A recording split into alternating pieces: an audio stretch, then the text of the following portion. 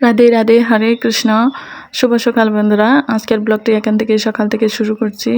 তো সকাল সকাল বাসি কাজ সবগুলো সেরে ঘর ঝাড়ু উঠান ঝাড়ু এগুলো করে আর কি, কাপড় চোপড় ধুয়ে স্নান করে এই যে আমি কাপড় শুকাতে চলে আসলাম। ছোট বাচ্চাদের কাপড় কিনতেও দাম বেশি, আর ধুইতেও ছোটো ছোটো তো, আর নাড়তেও অসুবিধা। তারপরেও অনেক কিউট কিউট কাপড় দেয়, ছোটো বাচ্চাদের কাপড়ই বেশি ভালো লাগে। বেবি শপে গেলে মনে হয় আবার যদি ছোটো হতে পারতাম, কত কিউট কাপড়গুলো। তারপর আমি একটু ছোটো ছোটো করে দিচ্ছি। ছেলে মানুষ তো একটু ময়লা হয় বেশি, বাহিরে যায় খেলতে, আর সেজন্য প্রতিদিনই এক বালতি কাপড় থাকে মোটামুটি।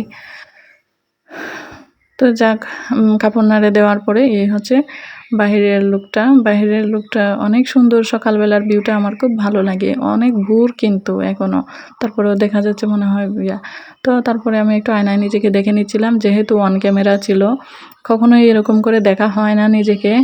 তো আমি এই জন্য, যেহেতু অন ক্যামেরা, তাই একটু দেখে নিচ্ছি।